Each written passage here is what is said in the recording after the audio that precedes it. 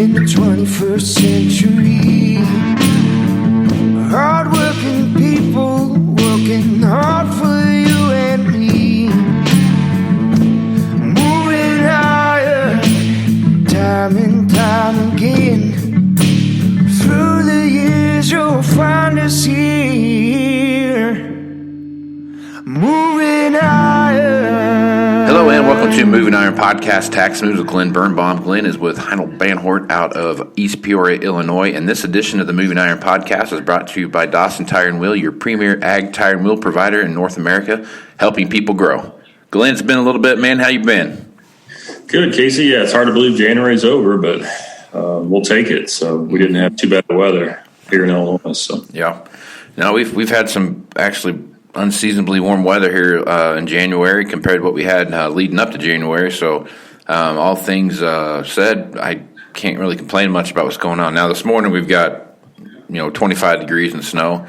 It's amazing how the weather can swing from 63 degrees on Sunday, and then here it is Tuesday, and it's 25 degrees, or actually it's 14 degrees and 4 inches of snow. It just never ceases to amaze me when it does that.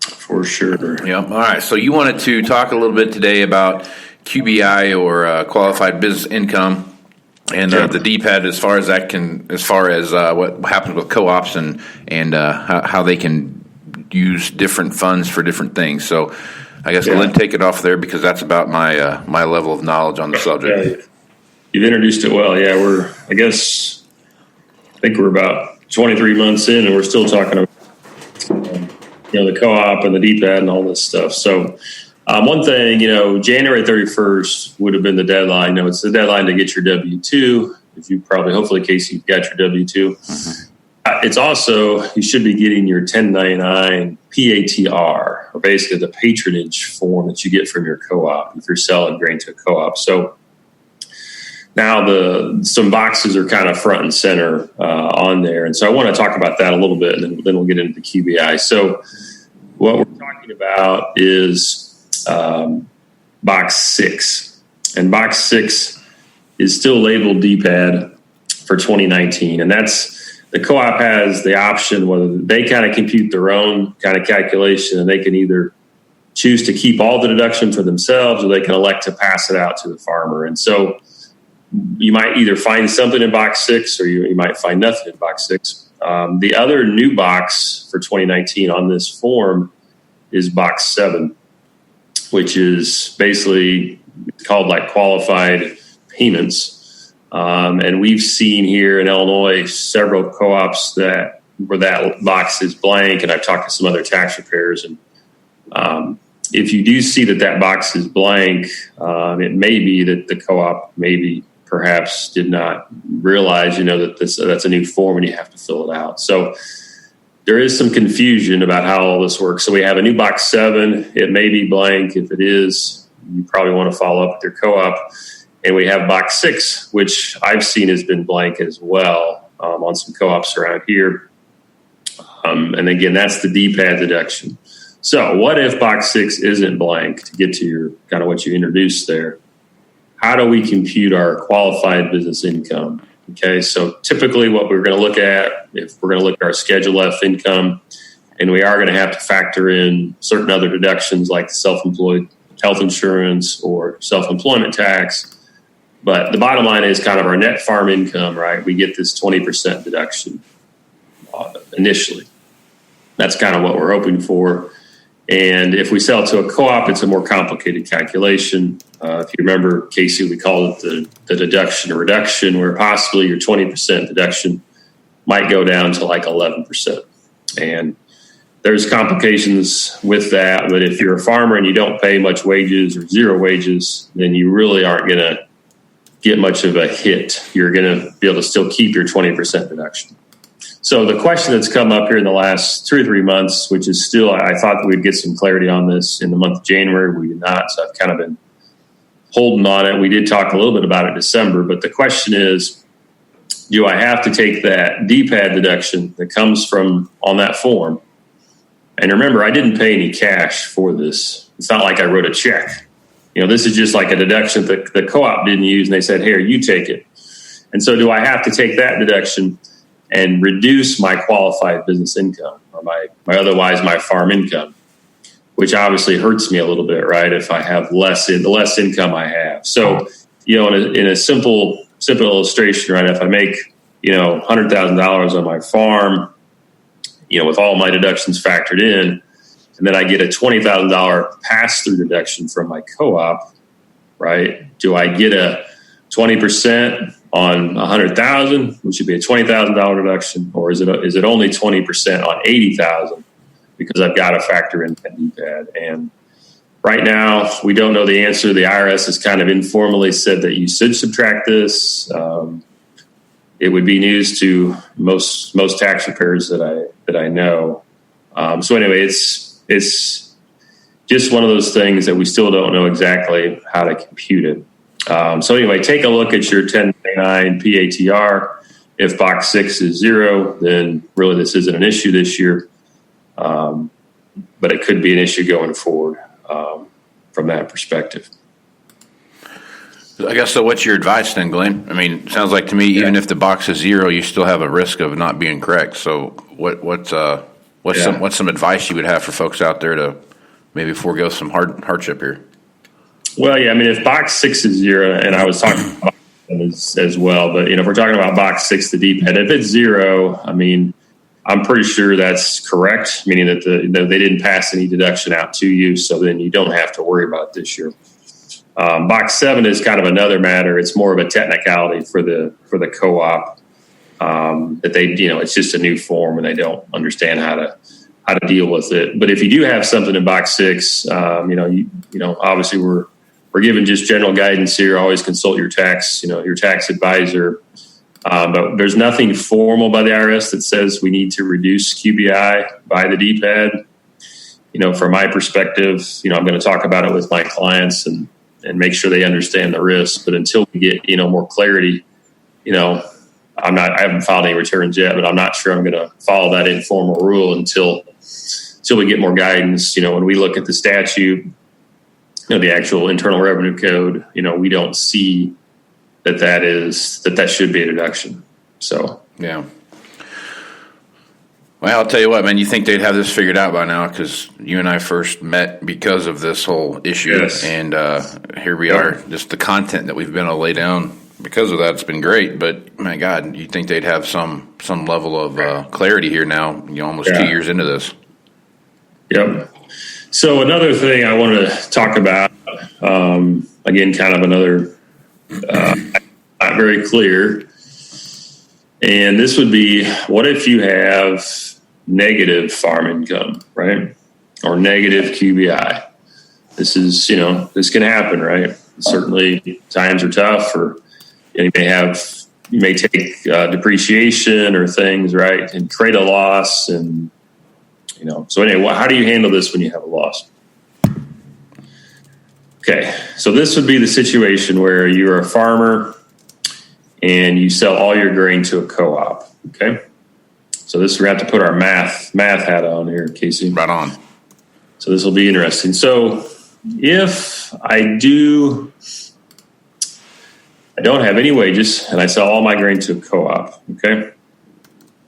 When you have positive income, you take the lesser of, let's say I made $100,000. So again, we'll get to this negative example. If I made $100,000, because I got to keep the math simple, I possibly could get reduced by 9% of $100,000 or $9,000. Right. Deduction to reduction.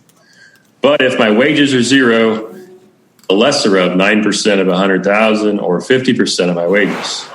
And obviously 50% of 0 wages is 0. That is less than 9,000. So my deduction reduction is 0.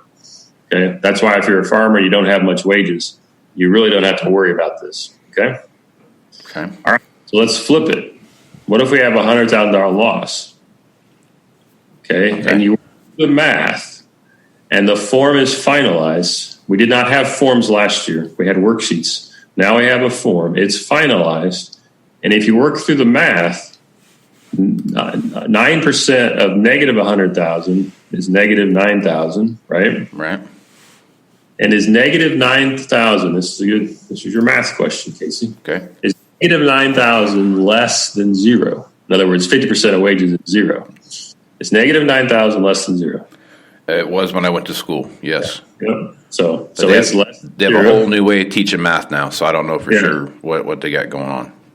Okay, so now your deduction reduction is negative 9,000. You follow me? Yep, I'm tracking. And so if you work through the form, it says you subtract negative 9,000. It basically indicates that you would actually increase your deduction by 9,000. So your 1,998 deduction would go from zero to $9,000, right? Okay. Now this is what the form says. You would think they would have said if less than zero, make it zero. They have these things. So people are wondering, is this just a typo? But it's this form's went through 2 or 3 revisions. And so potentially, you could carry this on and say that if you have negative farm income, you actually can get a free 9,000, in my example, 9% deduction.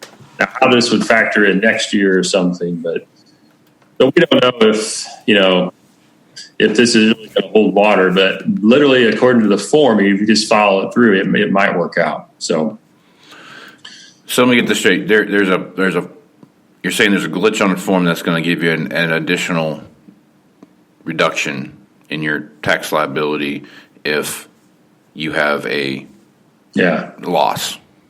Correct. Now, if you really think it through, though, if that's the only income you have on your return, this negative 100,000, you may remember this. There's an overall limit to this deduction of 20% of your taxable income. So in my scenario, if you had this negative 100,000 on your Schedule F, you'd have to have some other income, spouse working or some other businesses that would be able to use that extra $9,000 deduction. But it just kind of shows, that again, 2 years in, we're still kind of working through some of these little quirks about, going back to math, like you said, and what's the lesser of. But the form is very clear that, you can't have a negative number.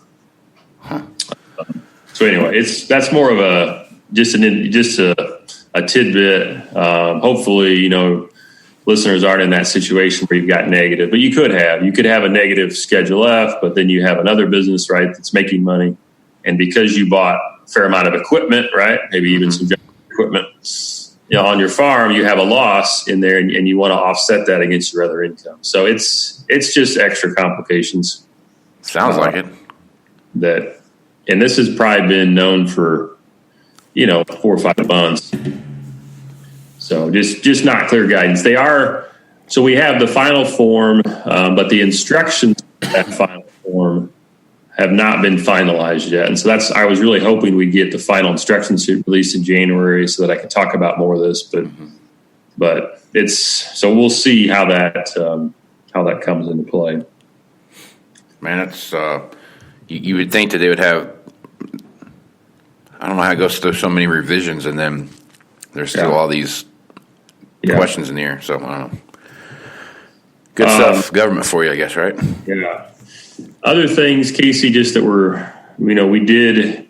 Well, January 15th was the fourth quarter estimate, and so some farmers do make a fourth quarter estimate. Other farmers have until March 1st, so you don't have to make any quarterly estimates if you file your tax return and pay your tax by March 1st. And so that deadline is approaching. Will we have final forms? Will we have? It may be that we may not be able to file quite on time. In years past, sometimes the IRS has extended that and said, "Hey," I think they did it in the last 24 hours last year. That now we'll give you till April 15th. So we're looking at that. But yeah, people are dropping off their information. One thing we're looking at, as is obviously government subsidies are up, and so some clients of mine are looking at making sure they're going to there's certain limits, right? Income limits to be eligible for farm income, the subsidy payments, right? And so a lot of times those are based on a 3-year average, and you go back several years. And so sometimes we're just evaluating, do we want to show a certain income number just to kind of keep our income below a certain threshold, right? So we can be eligible for farm program payments in the next year. several years ago when I talked to my clients about this, most of them were not concerned about government payments, right? I don't know, and now obviously things switch, maybe just like the weather, like you said earlier, things can change on a dime. And now, we're trying to make sure we're taking a real big picture view. So I may say, hey, I'd like to show some income here from my perspective, because we're going to use up a certain tax bracket. We're not really paying that much tax. We want to take advantage of these low brackets, but it may be that throws us over a threshold looking back 2 or 3 years. If we had some particularly high years or higher years in the past, right, we might need a lower year to take our 3-year average down. So a lot of things to think about. And so one of the big choices in doing that, you might say, well, how can you adjust your income after the fact? Well, one of the big things would be depreciation, right? If I take a lot of depreciation, I can get a loss or get my income down lower. And if I take just kind of regular depreciation, my income would be a lot higher. So that's still a lever we can pull, talking to people in February about things. So just be aware of that as well. It's not just income tax law. It's, we're trying to really think about everything. And then obviously we don't know what prices are going to be, but the prospects are, I guess it was just announced we're going to get the third tranche of MFP payments, right? Yeah, I saw that. Yep. So anyway, it's just another thing we have to look at is maybe we should keep our income down, or at least 1 year should be down in order to keep that average where we want it to be. So. Well, good stuff as usual, Glenn, man. You got a ton of stuff going on there and a lot of stuff going on as far as just keeping, all the balls up in the air without dropping anything. So, as usual, make sure you talk to your tax professional about this stuff. And if they want to talk to you about this stuff, Glenn, what's the best way to do that? Yeah, it's best to call my office here in Heinold Banwart. 309-694-4251 is the number. Or you can always look me up on Twitter at Glen Birnbaum is my handle. Yep, Glenn does a really good job about getting stuff out there on Twitter, and then the feedback that comes back from the other tax professionals that are out there on hashtag tax Twitter is always good. So a good resource. Yeah. Good resource for sure. So Glenn, it's always a pleasure talking to you, man. Anything else you want to throw out there before we shut this thing down? No, I think that's enough. Okay. Well, I am Casey Seymour with Moving Iron Podcast. Make sure to check my podcast out on anywhere you can find a podcast, iTunes, Google Play, any of those. Also check out globalagnetwork.com for all the latest news of the other great podcasters that are out there on the network. And also check me out on Facebook, Twitter, Instagram at Moving Iron LLC. And I guess till then, I'm Casey Seymour for Glen Birnbaum. Let's go move some iron, folks. Out. Moving iron in the 21st century. Hard-working people working hard for you and me. Moving iron, time and time again. Through the years you'll find us here. Moving